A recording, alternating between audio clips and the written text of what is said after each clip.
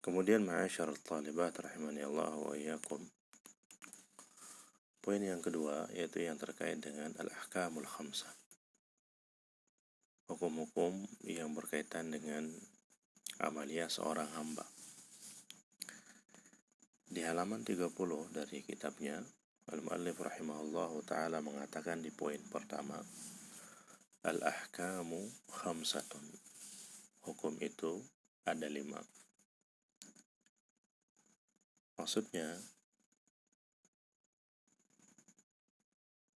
semua amalia seorang hamba, apa yang dia kerjakan, begitu pula apa yang dia ucapkan, tidak akan keluar dari 5 hukum ini. Yang pertama, al-wajib. Kemudian yang kedua, wal-haramu. Kemudian yang ketiga, wal-makruhu. Kemudian yang keempat, wal-masnunu. Dan yang kelima, wal-mubahu. Hukum yang pertama adalah al-wajib. Beliau mendefinisikan dengan mengatakan, wa huwa ma uthiba fa'iluhu wa uqiba tarikuhu. Wa huwa ma uthiba fa'iluhu wa uqiba tarikuhu. Yang artinya, ma uthiba fa'iluhu, sesuatu yang pelakunya diberikan pahala, sesuatu yang apabila dikerjakan maka pelakunya mendapatkan pahala, tentu dengan syarat apabila dia mengerjakannya lillahi ta'ala, dan tentu dalam prakteknya itu mengikuti apa yang telah diajarkan oleh Rasulullah sallallahu alaihi wasallam. Ma uthiba fa'iluhu wa uqiba tarikuhu. Pelakunya mendapatkan pahala dan yang meninggalkannya mendapatkan dosa. Dan tentu apabila dia meninggalkannya dengan sengaja. Jadi wajib adalah sesuatu yang apabila dikerjakan lillahi ta'ala, pelakunya akan mendapatkan pahala, dan apabila ditinggalkan maka yang meninggalkannya tersebut akan mendapatkan dosa. Contohnya salat yang 5 waktu, puasa di bulan Ramadan, berzakat, berhaji, dan yang lain sebagainya. Kemudian hukum yang kedua, wal haramu didduhu. Hukum yang kedua adalah al-haram. Kata beliau, didduhu, yaitu lawan dari wajib. Kalau wajib tadi adalah ma uthiba fa'iluhu wa uqiba tarikuhu, maka al-haram adalah ma uthiba tarikuhu wa uqiba fa'iluhu,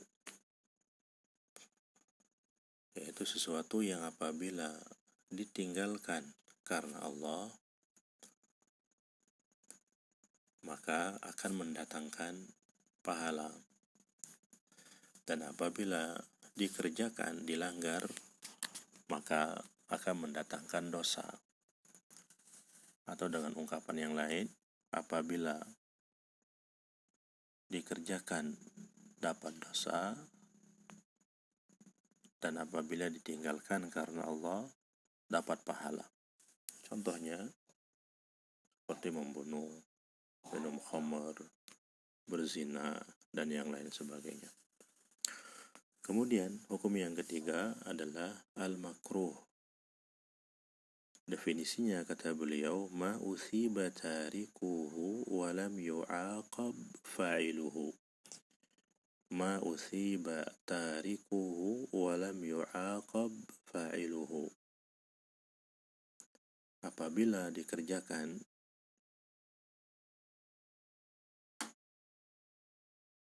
atau ma usiba tarikuhu, apabila ditinggalkan itu akan mendatangkan pahala. Walam yu'aqab fa'iluhu, dan apabila dikerjakan tidak mendatangkan dosa. Ditinggalkan dapat pahala, dan dikerjakan tidak dapat dosa. Contohnya kata para ulama seperti memberi dan juga mengambil dengan tangan kiri. Begitu pula nanti insya Allah akan kita sebutkan beberapa contoh ketika membahas makruh-makruh atau hal-hal yang hukumnya makruh yang dilakukan di dalam salat. Kemudian yang keempat, hukum yang keempat adalah wal masnun, atau biasa disebut dengan sunnah. Kata beliau definisinya didduhu, yaitu lawan daripada makruh. Kalau makruh ma usiba tarikuhu wa lam yu'aqab fa'iluhu, maka al-masnun adalah ma usiba fa'iluhu wa lam yu'aqab tarikuhu, yaitu sesuatu yang apabila dikerjakan dapat pahala, dan apabila ditinggalkan tidak berdosa. Jika dikerjakan tentu lillahi ta'ala dapat pahala, dan apabila ditinggalkan tidak berdosa. Contohnya juga banyak seperti salat-salat sunnah, puasa-puasa sunnah, salat rawatib, salat sunnah sebelum dan setelah salat fardu, puasa sunnah seperti puasa hari Senin, puasa hari Kamis, dan lain sebagainya. Kemudian yang kelima, yang terakhir, wal mubah, atau hukum mubah. Kata beliau, wa huwa alladhi fi'luhu wa tarkuhu ala haddin sawa. Wa huwa alladhi fi'luhu wa tarkuhu ala haddin sawa, yang artinya sesuatu yang apabila dikerjakan ataupun ditinggalkan tidak mendatangkan pahala dan juga tidak mendatangkan dosa. Dikerjakan tidak mendatangkan pahala, juga tidak mendatangkan dosa. Ditinggalkan pun sama, tidak mendatangkan pahala dan juga tidak mendatangkan dosa. Seperti makan, berdiri, duduk, tidur, dan lain sebagainya.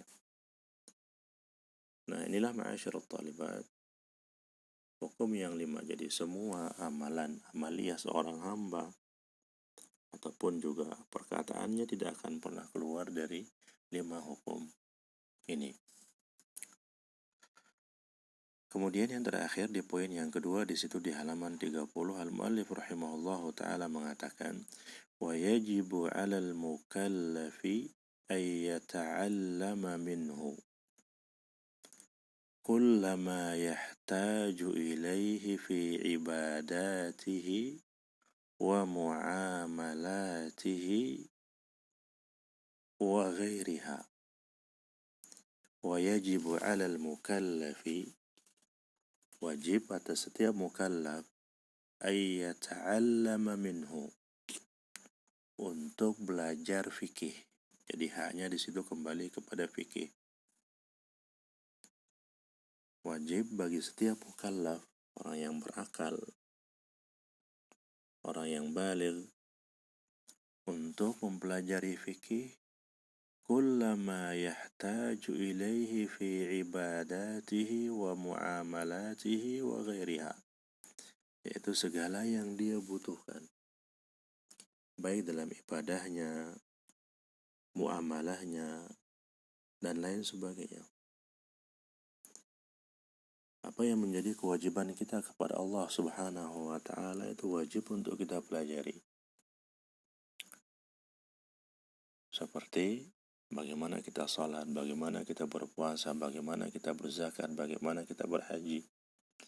Itu merupakan kewajiban yang Allah Subhanahu wa ta'ala bebankan kepada kita. Maka hukum mempelajarinya juga wajib. Kemudian beliau membawakan sebuah hadis. Qala sallallahu alaihi wasallam, "Man yuridillahu bihi khairan yufaqihuhu fid din." Man yuridillahu bihi khairan yufaqihuhu fid din. Muttafaqun alaih.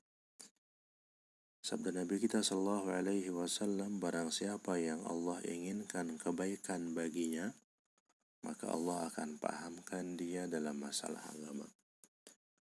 Barang siapa yang Allah inginkan kebaikan padanya, maka Allah Subhanahu wa ta'ala jadikan dia termasuk orang yang paham agamanya. Jadi ukuran atau tolak ukur kebaikan seseorang adalah pemahaman terhadap agama. Semakin dia paham hukum-hukum agamanya, maka semakin baiklah dia di sisi Allah Subhanahu wa ta'ala. Sebaliknya, semakin dia jahil terhadap hukum-hukum agamanya, maka tentu semakin buruklah dia di sisi Allah Subhanahu wa ta'ala. Ma'asyiral talibat rahimani Allah wa iyyakum. Ini yang bisa kita sampaikan sebagai pembuka dari pertemuan kita. Semoga bermanfaat untuk diri saya pribadi dan juga untuk antum semuanya. Aqulu qawli hadza wa astaghfirullahal azim li wa lakum.